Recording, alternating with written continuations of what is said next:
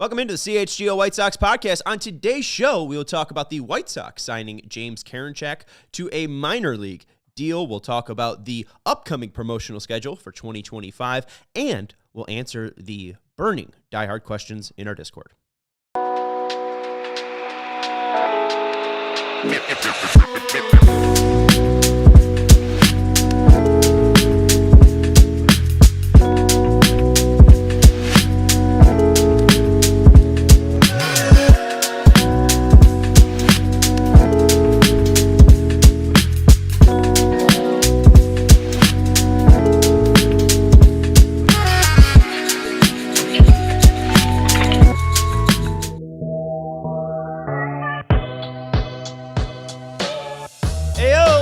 CHGO White Sox Podcast, coming to you live from Studio B of our CHGO offices here in the West Loop of Chicago. I'm your host, Sean Anderson. Alongside me, our producer, Sarah. Hi. Happy Monday to everyone out there. Happy Monday. Happy Monday. Shout out to Ryan and Melissa for already being in the chat. Hit the thumbs up button if you haven't already, and make sure you subscribe to the CHGO Sports YouTube channel. We've had a full day already. We've had a Cubs show, a Blackhawks show, a Bears show, and coming up later tonight, the Bulls have a pre- and post-game show. So make sure you're subscribing to CHGO. We've already passed 75,000 subscribers, so we're just moving on forward to 100K, and we'll get what? Our silver play button? Is it gold? Is it gold for? You get is silver when you get 100K. We're getting some plaque. All right, at 100K, and you could be a part of us getting a big plaque by hitting that subscribe button. On today's show, we'll talk about James Karinchak signing a minor league deal with the White Sox. We'll talk about all of the players that have been invited to spring training so far for the White Sox. We'll talk about the promotion schedule coming up for 2025, and then we'll get into the diehard questions from Fresco, Elmo, Ashley Page, and Luke McDowell. I also see everyone hanging out in the chat. Good luck with that, Sharon's ex-husband. Yeah, good luck. All right, let's get into James Karinchak.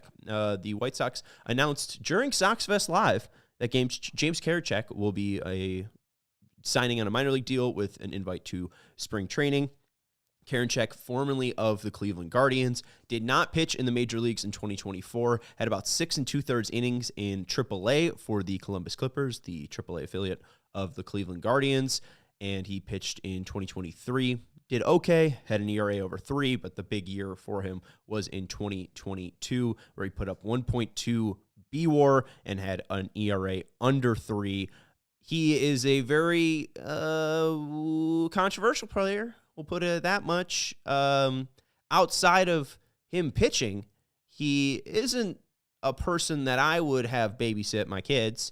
I'd put it that way.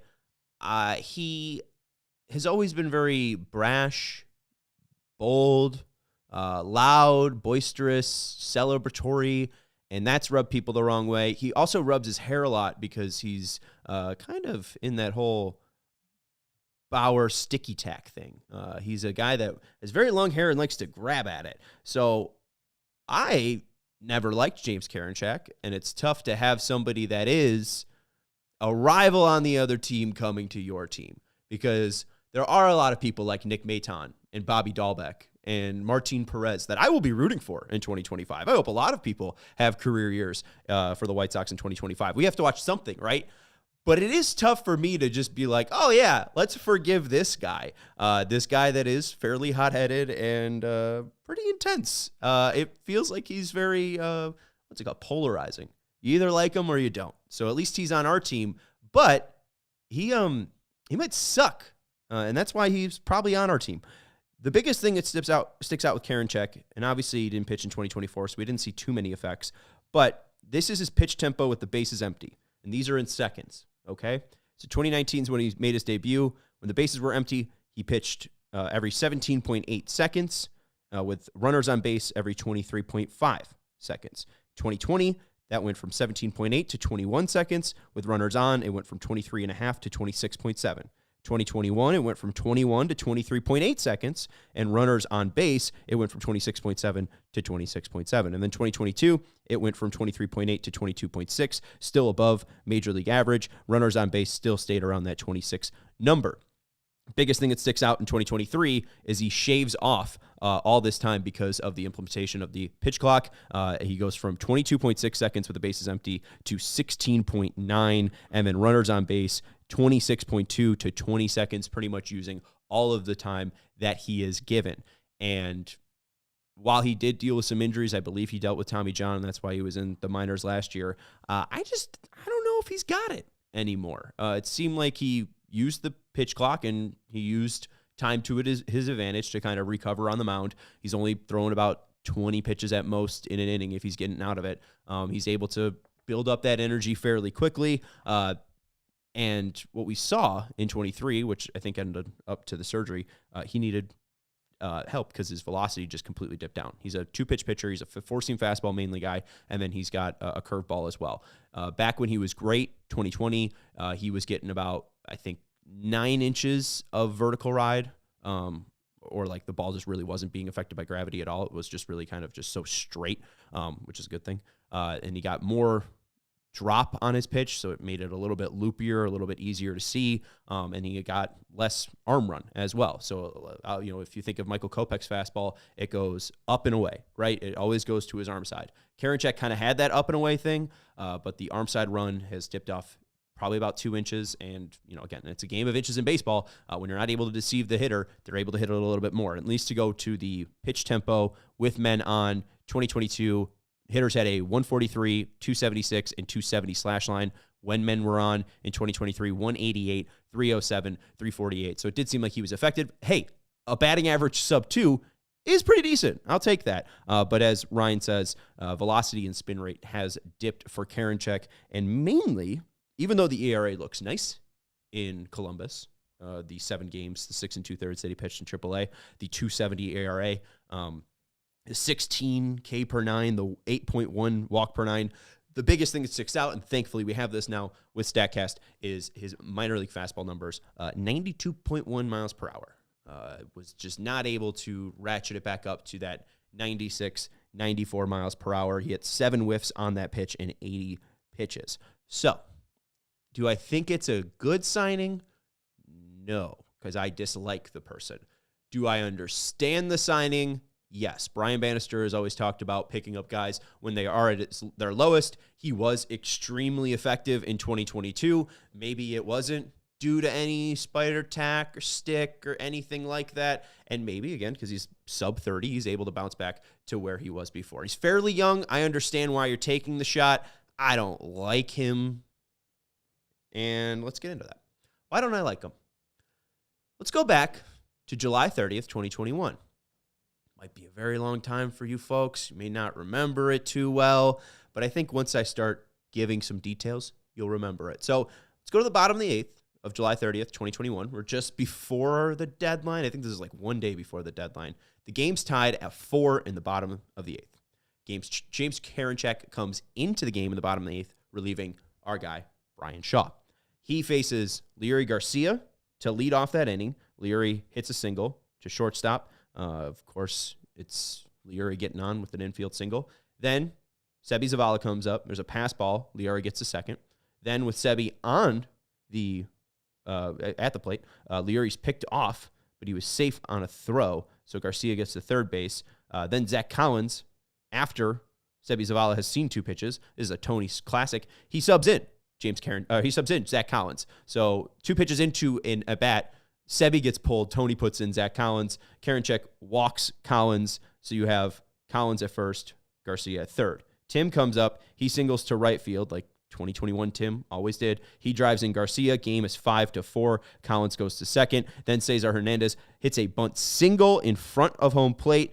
Collins gets to third. Anderson to second. Hernandez is on first. Bases loaded. Karinchak has given up the lead in this divisional game in July. And then here comes Jose Abreu. And on the first pitch, what does he do? He throws a 96-mile-per-hour fastball off Jose Abreu's head. And this is where we get, you might forget the whole details, but this is where we get the greatest gif in the past 5 years of White Sox baseball, Tony La Russa running at his full speed at 80-something years old, out of the dugout, chugging along, pushing away, I think, Austin Hedges, away from Jose Abreu, giving him space. Karinchak ended up getting replaced after that. Karinchak really hammed it up by, going right to the ground and being like, oh, no, what did I do?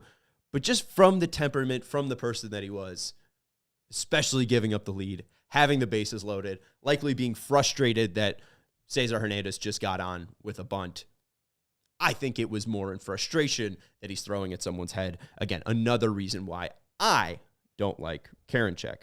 Could I end up liking him? Maybe, but we'll see if he even makes the roster. Let's talk a little bit about that. Right now, I don't have Karinchak slotting into any of the places on the 26-man roster. I have Justin Anderson, Steven Wilson, Shane Smith, Prelander Baroa, Gus Varlin, Cam Boozer, Jared Schuster, and Fraser Ellard in the bullpen right now. I think Karinchak will definitely be in play. Here are the free agents that they have signed and have offered them a non-roster invite to spring training. Dan Altavilla, you got Justin Dunn, Jonathan Heasley, and James Karinchak. I believe Altavilla was formerly with the Giants. Dunn was formerly with the Reds and Mariners. And then Jonathan Heasley, formerly of the Kansas City Royals. You get Karinchak, obviously formerly of the Guardians. There is no left-handed pitchers being invited into spring training, at least that were free agents. There are some prospects, but all of the right-handed pitchers that they are bringing in that could be relief people are right-handers. So Altavilla, Dunn, Heasley, Karinchak. Out of those four, if I had to say who's the leader, I think it's probably Karinchak. He's just the youngest. He's had success before. I think it's an interesting enough arm that they would probably try him out.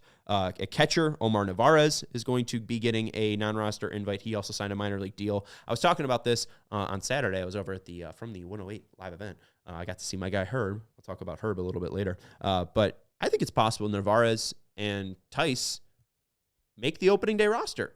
Corey Lee has options.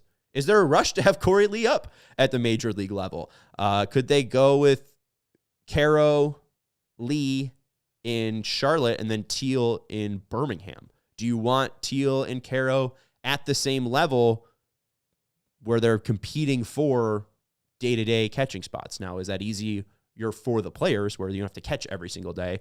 You can have Caro catch one day, Teal the other day, just have them alternate. But I think it's possible, especially with Narvaez's connection to Walker McKinven, where he was able to flip his framing back in 18 or 19 when he was with the Brewers. Is he able to get back to that? I don't think it's out of possibility that Narvaez ends up making the roster. The infield non-roster invites Bobby Dahlbeck, Andre Lepicius, and Cal Mitchell. Mitchell, formerly of the Pirates. Lepicius, formerly of the Tigers and Dodgers. And then Dahlbeck, formerly of the Red Sox. Dahlbeck's interesting to me. He's 29. He can play all around the diamond. He can play first. They've thrown him at shortstop. They've thrown him at third. They've thrown him in left and right. He's an interesting name. If he comes out and hits very well in spring training, I think that could be a name that maybe replaces a Lindin Sosa. Maybe they don't love Brooks Baldwin. Maybe one of those guys starts off in Charlotte. I wouldn't be surprised if Dahlbeck has a nice year. And then in outfield, Nick Maton. I don't think Maton has much of a shot as you have Benintendi, Robert Jr., Talkman, and Slater seemingly making up the outfield. There were some prospects also invited to spring training. We'll hit this and then we'll hit a break. We'll talk about the promotion schedule coming up. But the right-handed pitchers that were invited to spring training that are prospects: Mason Adams, Eric Adler, Peyton Paulette, and Grant Taylor. Paulette was drafted as a starting pitcher out of Arkansas, but he was great once they moved. I think he was in Winston, or he might have been in Kannapolis. He might have been a Cannonballer. Might have been in both. But Paulette was moved from a starter to a relief position, I think in June or July, and he was fantastic in that relief position. So if he comes out and is really dominant, I would say a true dark horse out of all these names, maybe Paulette makes it out of camp. I would be surprised because I don't think he's made it past Birmingham. But maybe this is a guy that, again, was a former ace in the SEC, has gone through Tommy John, finally found something in a relief role, and maybe he's a part of your best 8 relief pitchers. And then left-handed pitchers, you got Trey McGow. He was acquired for Aloy. He's a left-handed pitcher. Noah Schultz also got an NRI, non-roster invite to spring training. And then Hagen Smith. I got some thoughts on Schultz. Maybe I'll save that for tomorrow. Catchers that got a non-roster invite, Adam Hackenberg, and then Caro and Teal. Infielders, Tim Elko, Jacob Gonzalez, Chase Mydroth, and then outfielders, Corey Julks, our guy, Braden Montgomery, and Wilfred Veras. So those are the non-roster invites for the White Sox spring training. If you have any thoughts on some of the non-roster invites, let us know. Ryan says Dahlbeck might be good for y'all. I think he might be all right. I don't know. I mean, he's definitely a guy that they should be trying out. It seems like he didn't have all of the playing time or all the chances to get playing time in Boston. I understand that he's 29, and Boston wasn't even that good, so they could have given him some shot to start a little bit. But maybe, just maybe, the White Sox can find a diamond in the rough. We are going to take a break here on the CHGO White Sox podcast. If you're looking for a diamond in the rough, head over to Ray Chevy, save on the new car for you, and stick to your New Year's goals by shopping Ray's Resolution going on all month long at Ray Chevrolet in Fox Lake. Head in to shop their huge selection of new Chevy models with their special New Year's prices. Right now, take 10 to 20% off MSRP on select new Chevy models, or shop over 125 of their vehicles priced under $20,000. As one of the top selling Chevy dealers in the Midwest, you'll always be able to shop one of Chicagoland's largest Chevy inventories. So visit our partner this January at their location on Route 12 in Fox Lake or at raychevrolet.com. And if you've heard of Ray Chevrolet, then you've heard of the Ray's Price Promise, which means they're never going to change the price on you. What you see is what you get. The numbers I'm saying right now, the numbers you see on the website, are what you will get when you walk into the Ray Chevrolet over in Fox Lake on Route 12. Shop great prices on Chevys with Ray's Resolution going on all month long by visiting Ray Chevrolet in Fox Lake or raychevrolet.com. Again, 10 to 20% off MSRP on select new Chevy models, 125 vehicles priced under $20,000. They've been serving the community since 1963. Together, let's drive. And we also want to let you know about our friends over at Shady Rays. Boom. Look at this pair. This is my actual pair. I look great in these. I won't lie. But, you know, we got some more back here, and we got some props. I look good in these. I wouldn't say these look too bad on me. But what about these? Could I even read the ad read at this point? I don't know. But Shady Rays, what I do know, is the best sunglasses company out there. Get ready for the season ahead with quality shades built to last. Our friends at Shady Rays have you covered with premium polarized shades that won't break the bank. Shady Rays is an independent sunglasses company offering a world-class product rated 5 stars by over 300,000 people. Their shades have durable frames and crystal clear optics, making them the perfect choice for outdoor adventures. I have 3 sunglasses on, and I'm still able to read my laptop. And they're, it's not too bright for me. They're really toning down all of this blue light that's coming into my eyes. I don't even know if that's like advertised that they do blue light. I'm talking out my butt right now. Anyways, if your shades ever go missing or take an unexpected hit, don't sweat it. They have the most insane protection program in all of eyewear. Every pair is backed by lost or broken replacements. And if you don't love your shades, you can exchange them for a new pair or return worry-free within 30 days. Again, these are the best sunglasses. These ones right here are the best sunglasses I've owned. They're very, very durable. I drop my stuff all the time. And guess what? They haven't broken. And I did lose them once. And our guy, Chris Pankow, talked to them, and they immediately sent over a new pair. So even though they might be promos, they're still helping me out because they're a fantastic company. My guy Alec also has ordered from Shady Rays, and he loves his pairs. Exclusively for our listeners, Shady Rays is giving out their best deal this season. Head to shadyrays.com and use code CHGO for 35% off polarized sunglasses. Try for yourself. The shades rated 5 stars by over 300,000 people. All right, let's get into some promotional stuff. So at Sox Fest, they had 3 men in a hot tub announcing the promotional schedule. You want to say that in the mic? I didn't know that. I was just like, what? Yeah. So it's the guys from the 108. It's people we know. It's their whole bit is on Sunday. Okay. They're in a hot tub. They're talking. I'm out of the loop. Yeah, you're out of the loop. But I did like the reaction, the genuine reaction of what the hell. That's kind of what I was going for. But the 108 guys ended up announcing the promotional schedule for the White Sox 2025 season. And here are the promotions as follow. I think this is a very, very good year, and especially with the lack of exciting baseball that we will see, this is going to get people into the ballpark. We'll talk a little bit about the numbers too, because some of the numbers don't make sense for the giveaways, at least in my opinion. So for March 27th, the Angels will be taking on the White Sox at Guaranteed Rate Field. There's going to be the 125th commemorative blanket. The legends of yore are on there. Paul Konerko, Frank Thomas, I think Aparicio's on it. I don't know why I'm naming it because I don't have the blanket on my face. But the people you want to be on a blanket are on the blanket. It looks very cozy, and especially for a March game, the perfect giveaway. So that one, very beautiful, and I'm going to try to get my hands on it. April 29th versus the Angels as well, the 1907 jersey. I don't really love like pre-20s jerseys, so that's one I could skip out, but hey, we're celebrating 125 years. On April 12th versus Boston, the 1920 hoodie. If you want to call out the promotion thing that you'll see the most around Chicago or the South Side, it will be the 1920 hoodie. I think this will be your Yasmani Grandal hockey jersey. I think this will be seen all over Chicago. It's very nice, reminiscent of the Field of Dreams jersey. You got a blue hoodie on the back. It's a very nice pickup for free, I guess, at least along with the White Sox ticket. Then on March And then on May 3rd versus Houston, the 1972 Dick Allen bobblehead. This might be the best bobblehead of the crop. This might be one of the best bobbleheads they've ever given out. It's unfortunately cigarette-less. Maybe we can have a cigarette made for bobbleheads, but no bobblehead or no cigarette with a bobblehead, but he's juggling. It's got the lovely pinstripes and reds. I think there's only 10,000 being given away for this, so this is something that you might need to camp overnight out, because this is truly like one of the best bobbleheads they've ever done. On then May 10th versus Miami, the 1940s varsity sweater. Not a huge fan, but I could see people getting it. Then on May 24th versus Texas, the 1914 World Tour shirt. If you're a fan of homage, they're making that shirt. Then on May 25th versus Texas, the Charles Comiskey bobblehead, and that is going to, I think, or maybe the Dick Allen one, launches off the Sunday collection that they're doing. So every Sunday home game, they will have a bobblehead given to 7,500 fans. There is one difference on that. Back on July 13th, they'll be giving $10K away of a 4-person bobblehead. We'll get to that in a second. But that is exciting that at least every Sunday you'll have some reason to go to the ballpark. 7,500 people will. I feel like you should probably give out 10 to 12 to even 15. But maybe they're worried that not that many people will show up. But again, people show up for especially bobbleheads. On June 6th versus KC, you got the Mexican Heritage jersey. That might be the only sellout of the year for the White Sox. We were at the Mexican Heritage night against the Dodgers last year, and boy, did people show up for that game. Even though it's against the Royals, I think you'll still see a pretty heavy crowd there.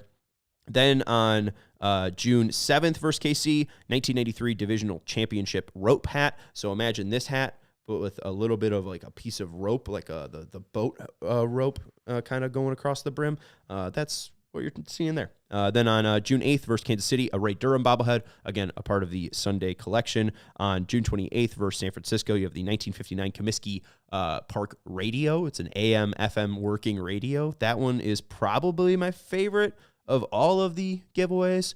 Something workable, usable. I get to listen to the White Sox game out of a model Comiskey Park. Woohoo. And then on June 29th, the Louis Aparicio bottle, again, being a bobblehead, being a part of that Sunday collection. On July 11th, this is all for the Cleveland series. The 2005 champion Hawaiian shirt. On July 12th versus Cleveland, the Burley replica statue. Hey, Mark Burley's getting a statue, by the way. And then July 13th versus Cleveland, the Burley, Garland, Garcia, Contreras bobblehead. They're going to give $10K away of that on that Sunday rather than the 7,500. Then on August 9th versus Cleveland, a Bill Veeck bobblehead. On August 10th versus Cleveland, an Ozzie bobblehead. On August 23rd versus Minnesota, a 1980 sock sweater a la Dick Bears. It's similar to, your 1980s, what's Batterman? SOX across the chest. Then on August 24th, you have the Ken Griffey Jr. bobblehead. Very weird, but again, you're playing the Twins, so reminiscent of the blackout game where he throws out somebody from center.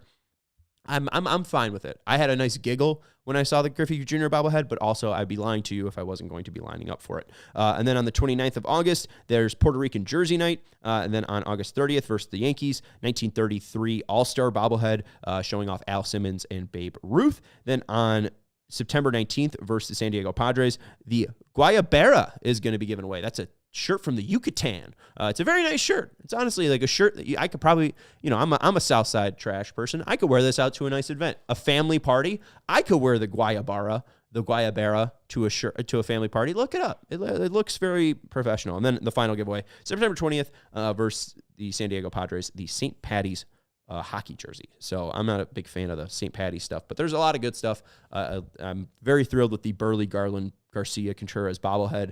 That one's very fun. The Griffey Jr. bobblehead brought a smile to my face. I'm not against the 1930 Simmons Ruth bobblehead too. I mean, Babe Ruth is a White Sox bobblehead. Why not? And then also the Dick Allen one is just very, very well done. And the Comiskey radio, I think, is probably like my true favorite. But yeah, let me know your favorites if you got any in the chat. Final thing that we got to get to today. Sarah, how much time we got left? About 5 minutes. We do have a Die Hard sale going on right now. $48 for the year to ring in Ben Johnson being the new head coach for the Bears. A new era for the Bears means a new deal for you diehards. $48 annual pass. You get a shirt of your choice when you sign up. You get access to all of our written content at allchgo.com, and you get access to our Die Hard Discord, where we got these questions today. Fresco Elmo asked Drew Thorpe's outlook for the starting rotation as he will start the season on the IL. Drew Thorpe told the media, I believe on Friday of Sox Fest Live, that he will be missing about a month longer than expected because of his surgery on his elbow. There was some panic, but I'm not too worried. I do have Thorpe in the rotation currently. That's with Cannon, Martin, Perez, and Bryce Miller. Bryce Miller, an offseason signing formerly of the Brewers. I think you can easily just either throw in Shane Smith, who they've talked about as a Rule 5 draft, as a guy who could potentially start. So I think you could move Shane Smith up, and that way you don't have to send him back to Milwaukee and keep him on the roster. Or if you want to keep Smith in the bullpen, I love Sean Burke. I think Burke could be an exciting name, and especially just to, kind of keep him where he was at the major league level. Roll him out there and start him with the starting rotation and give Thorpe all the time in the world to come back. There's no reason to rush Thorpe back, and especially a guy that throws so lightly anytime he has an injury. I think it's something that, give him his time so he's throwing with his full 100% as possible, because his full 100% is 92. So the outlook, I would say that he's likely not going to start on the opening day roster, but I don't think that's anything to panic about because, again, I'm fine with giving him time, and I think Sean Burke can hold down that spot fine enough. Ashley Page in the Discord asked, other Sox Fest news, the biggest thing was Burley's statue. He did buy a beer for everybody. The joke was that, that's like $250 for him? But apparently it was on Jerry anyway. So Burley bought the beer, but Jerry was funding it. Burley's going to be getting a statue on the 12th? The 12th against Cleveland. July 12th against Cleveland. I'm very excited as a Mark Burley diehard. As he's my favorite White Sox of all time. A guy that, as a 5'8", very small lefty who did not throw hard velocity when playing baseball, that was the exact guy that I wanted to be. Jamie Moyer and Mark Burley are my heroes. So I'm very excited that he's getting his own statue. The one thing, again, that's just kind of it's exactly what I expect from him, but Burley's so low-key, Burley's so nonchalant that, again, when he's saying, I don't even think I should be in the Hall of Fame, it's kind of like, oh, well, why should I care? Why should you be in the Hall of Fame? The guy that actually wants, the guy that had the whole career and everything doesn't even want to be in the Hall of Fame. Why should I put my time and effort into it? So, I think that he's very appreciative of his career. The fact that he was a 38th round pick and made it as far as he did, posting 60 career WAR, having the 2005 World Series champion. It seems like a guy that is very fine with his baseball career. And you know what? If he just wants to hang out, drink beer, go hunting, and throw out the first pitch every 5 years, I'm fine with that. And I'm obviously fine with him getting the statue. There wasn't any other Sox Fest news that really stuck out, though. And I talked to people that went on both Friday and Saturday. Nothing too crazy from the Get stuff. Sox Fest happened. Seemed like people liked it. Seems like they're going to be doing Ramova again next year. Seems like they didn't sell out, but they got like a pretty decent crowd. That, especially with this being their first time, I don't think they wanted full capacity anyways. They kind of probably wanted to have like a test run, truly, if they could even have it at Ramova. And it seems like they did that fine. It seems like Ramova could be very feasible for Sox Fest Live in 2026. And then finally, Luke McDowell asked in the Discord, outside of Robert, who are the three most likely players to represent the Sox at the All-Star game? These two first answers might be boring, but Vaughn and Benintendi, they are the most seasoned veteran players, and they're going to get the chance to play pretty much every single day. So just because they'll get the opportunity to play so much, I think Benny and Vaughn will at least be likely behind Robert to make the All-Star game. Obviously, they have to play well enough to do that, and Benny's first half last year was horrendous. His first half as a White Sox in 2023 was horrendous as well. Vaughn has been mostly horrendous for his whole career, but if Vaughn has like a 125 weighted runs created plus, he's got about like 20 homers around the All-Star break or 15 homers around the All-Star break, I could see him being their one and only representative. Same with Benny. If he's got like 12 homers and like a 280, 290 batting average, I think he'll be all right. And then finally, if there's not going to be Robert, Vaughn, or Benintendi, our guy Herb said at the 108 Live event that he thinks Davis Martin will be an All-Star. I don't know about that. I feel like Jonathan Cannon's more of a likely opportunity. So if I had to give you the three, Vaughn, Benintendi, Cannon, but shout out to Herb, who thinks Davis Martin will be an All-Star. And since I got to see Herb, my guy, for the first time since December, it was good to catch up with him. He's doing well. and he does have some news that I'm going to share with you. He will have a podcast coming out with Just Baseball Media about the White Sox. He has not announced a date and time, but we're very excited for his next adventure, and we're very happy to hear that he's linking up with Just Baseball. Hit that thumbs up button if you haven't already, and we'll be back tomorrow at 4 o'clock to talk more White Sox. Thank you very much for hanging out. I'm Sean Anderson. Thank you to Sarah for producing the show, and we'll talk to you tomorrow. Goodbye. We all silly like the mayor.